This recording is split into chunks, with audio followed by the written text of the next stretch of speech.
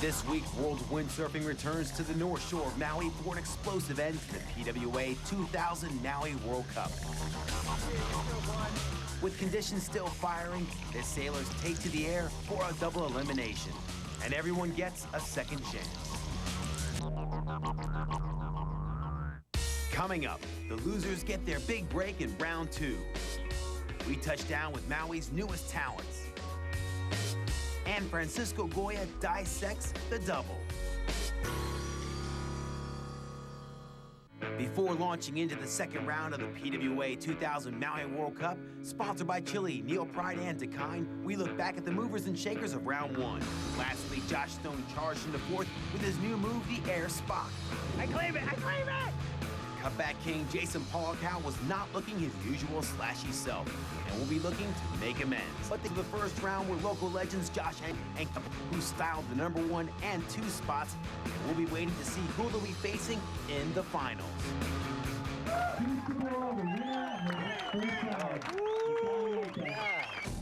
A double elimination is a complex business, so we enlisted the help of a few of the pros to explain. What it is we'll run through a whole elimination ladder and have our winners, and then everybody else falls back on another ladder, which we call the loser's ladder. Then everybody works their way back up from the loser's ladder, and there's only one guy who hasn't lost, and that's the guy who has won. So everybody's fighting back to get to that one guy who hasn't lost, which is Keith DeBoer in this case, and then you have to beat him twice. Kind of, second chance for everybody to kind of make it all mixed up. There, Coming back, payback for all the guys I beat before. Basically, a guy can lose his very first heat of the contest and come back and win the event. If it keeps filling in like it is, it's definitely going to be all time. So we'll see some super rad action later on today. As the sailors worked their way down onto the beach, the crowds turned out in style. With trade winds gusting in at 30 knots and some modest ramps, the contest was back on, and no one could afford any mistakes.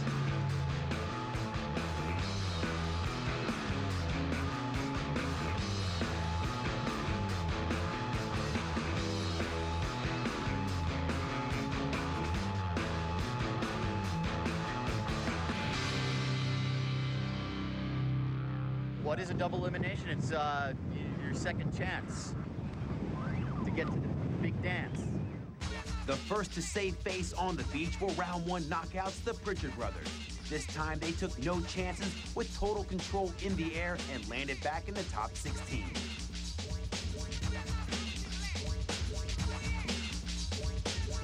Jason Pryor was back on the water with reckless abandon to dish a second helping of humble pie to Aussie wave maestro Jason Pollock, who would have to settle for the worst Maui result of his career. I got no one to blame but myself. Just didn't get the right waves and just wasn't sailing as, my usual self. The big heat of the first round came when Kevin Ponchatera and Jason Stone were thrown into the arena with PWA regulars Amp Baker and Latin groover Francisco Goya. Ponchatera threw his lot into the first jump and was lucky to escape with his spine intact. my head went right through the sail. So kind of my neck's kind of tweaking. Goya was scoring high with his balletic style, while Stone almost nailed a goiter on the face. Pull it, Jace, pull it! Oh. With Big Brother watching, Stone's efforts finally paid out with a sweet tabletop forward that stole him the win. If you have a heat and you feel you sailed the best you could possibly sail, there's nothing more you can do, you know? Even if you lose, you're still in a good mood. I love that. Feel the love here, feel the love! We now meet up with the newcomers to the North Shore, who brought skate style to windsurfing and are taking the PWA by storm.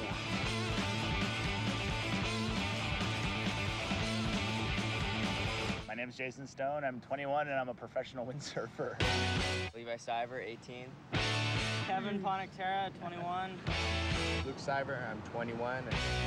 Lalo Goya, 22, professional windsurfer.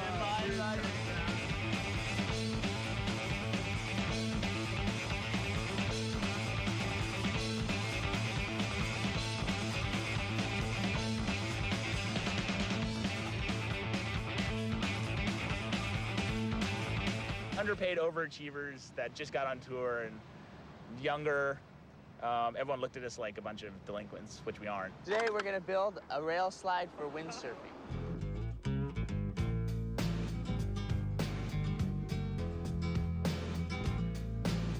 There's 3 things to this structure. We got the base of the whole structure that's taped together by duct tape.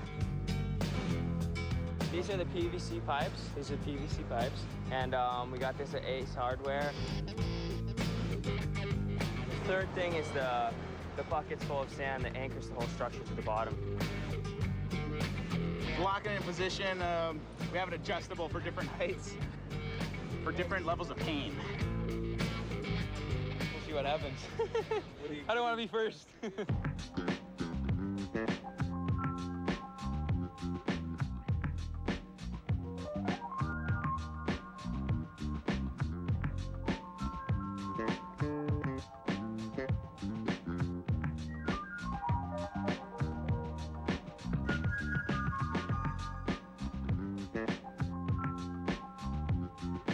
Dog attack. That's pretty good strength. What would he be? He would be Barney, the big purple dinosaur. This one's for Jason Stone right here, man. Levi and Ponch and Jason Stone, I mean, those are our little brothers. Those kids we grew up with. We've watched them go from being wet nurse to, you know, owning it on the water. A little more skatey, you know, flicky. And it's great. It's what keeps us from getting bored. I mean, every time it starts to get a little bit boring, these guys make me go learn all kinds of new stuff.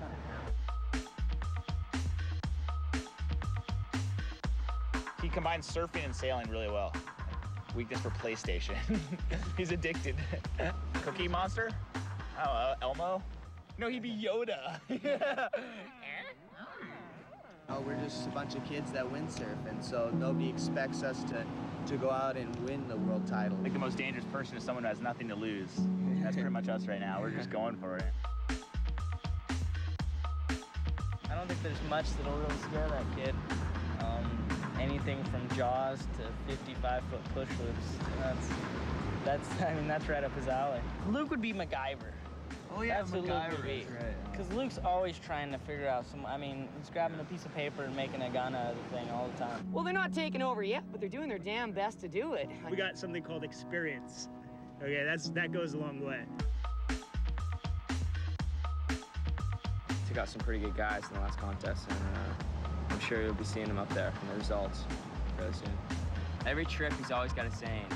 Like, I think in the Canaries, it was, "I've seen better days," that one song. Yeah. I've seen better days.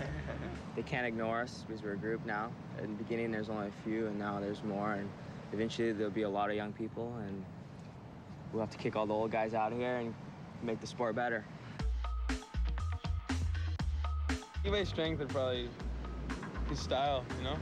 When he's in the water, it's like a different person. You gotta just change it. I think he's the best sailor of all of us, by far. Adding their names to the last 16 are Matt and Kevin Pritchard. Though with the likes of Nash and Cyber to come, Heat 61 will be the one to watch.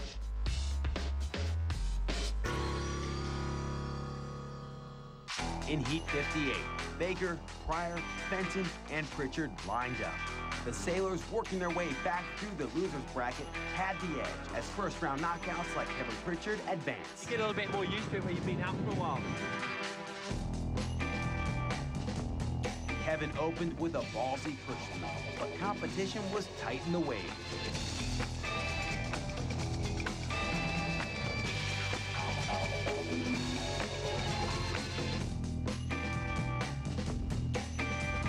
In the end, Baker and Pritchard won it in the air, and the rock kept rolling on.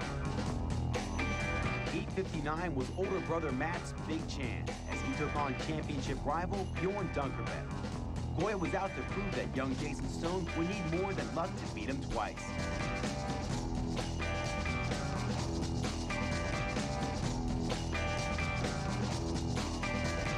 In the waves, there was no contest, as Goya carved arcs in the face on his way to the next round. Pritchard and Dunkerbeck were close.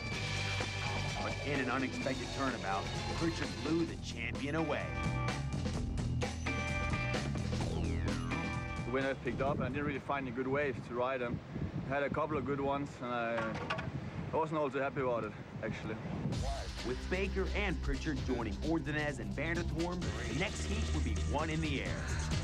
The winds had picked up, and with competition at 40 foot, it's spotting the landing that makes the difference.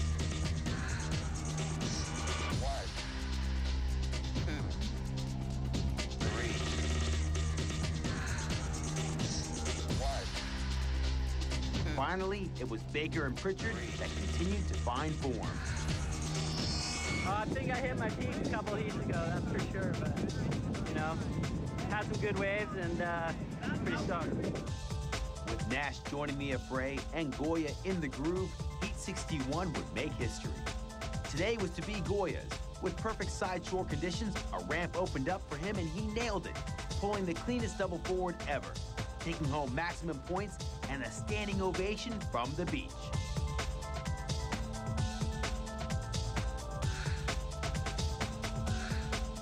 Sick double, Francisco.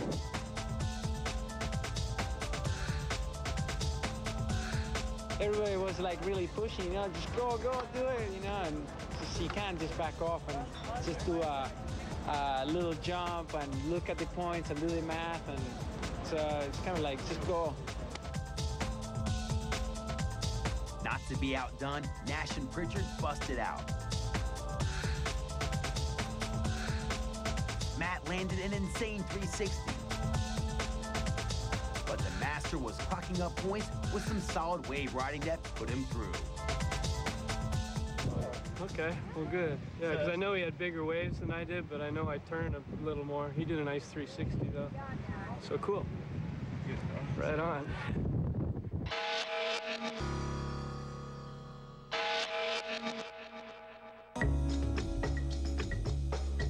Last week, the women's contest saw Angela Cochran-Farrell make a miraculous return from retirement. But event favorite Jennifer Henderson was ready to come back. The surf's a little bit bigger, a little bit more readable, so it's just a lot more fun to sail in. You're a lot more psyched, you know.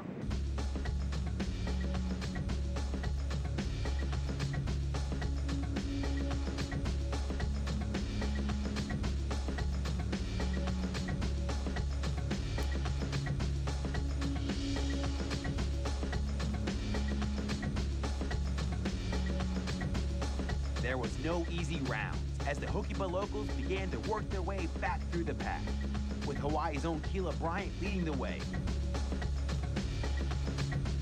She came up against Jocelyn Harkatch, who rose to the occasion and faced Henderson in the next round. Bigger the better, more of a challenge. I love it. In the end, she met her match, and again, the big battle was between Henderson and Moore in the semis. It became the heat of the contest as the friends pushed each other to the limit.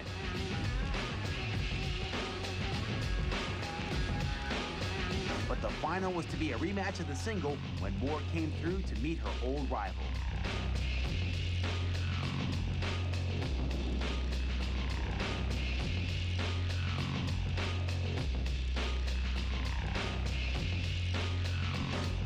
Is this what your master Satan demands as worship?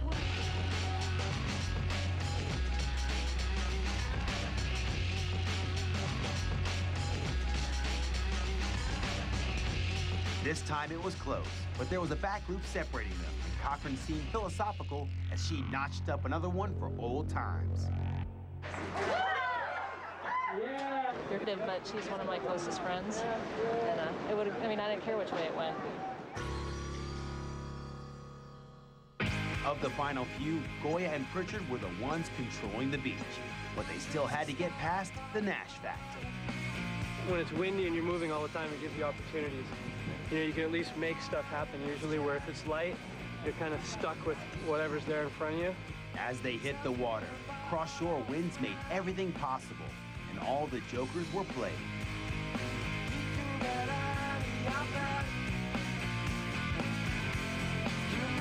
The Argentinian was the first to take his place, with doubles rapidly becoming his trademark.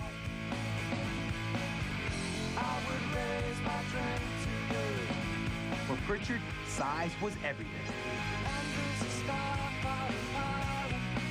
While Nick Baker's secret weapon was a combination tweaked forward. The coup came from Nash, who continued to amaze by push looping into a tabletop landing.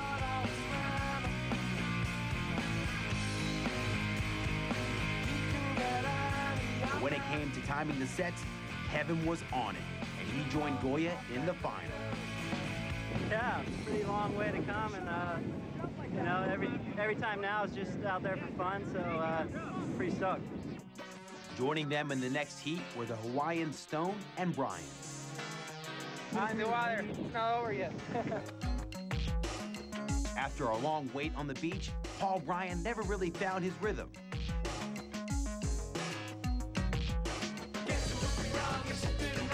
And for Stone and Pritchard, it was an easy bye into the semis.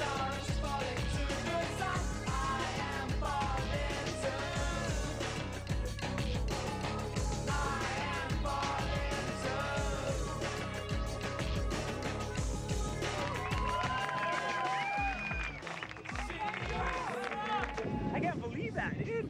I guess they really like the wipeout air spot part, I think. That must have done it. I'm happy, dude. I'm so happy. I can't believe it.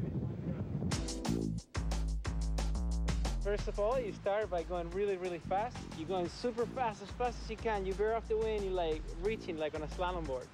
And you hit the ramp and you just like do a planing forward loop. And the second one, you just kind of keep the rotation. Don't stall it. Don't do like one and then, oh, maybe I shouldn't do a double this time. If you go, you go. If you don't go, don't do it. Everyone had their chance. And finally, for Angulo and Tabul, the pressure of waiting was over, and it was time to perform. Kevin, who'd been on the water for almost 3 hours already, was just finding his feet.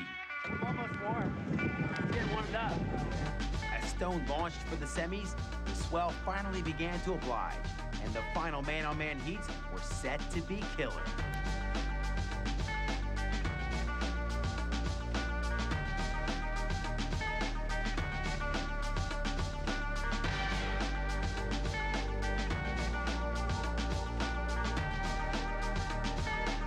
With wave scores close, it would be settled with a jump.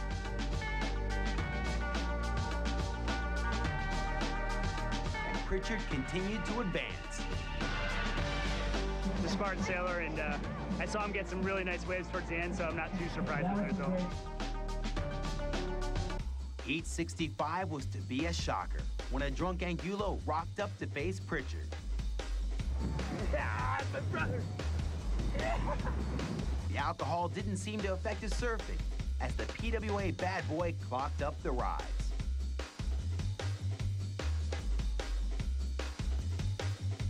Though following a succession of victories, Kevin was not to be intimidated and blew Angulo off the water.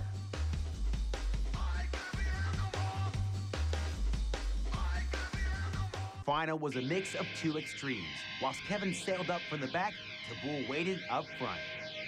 I'm just sitting there waiting for my win yesterday, and it's just like watching the guys go off. It's kind of like, oh, but it's good. I'm stoked. I'm ready to get it on. You know, I think of you.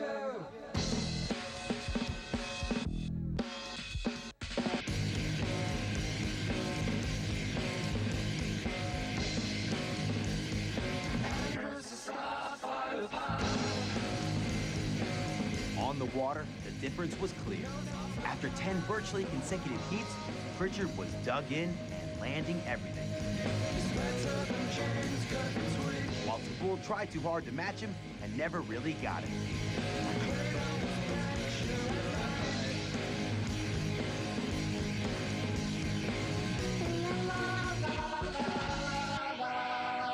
Andrew's a starfighter pilot. It was a frustrating time for the local, but nothing could be taken from Pritchard, who had made the biggest comeback in Lukipa's history.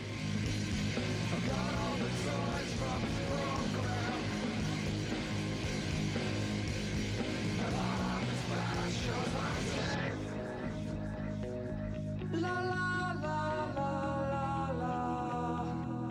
La la la la la.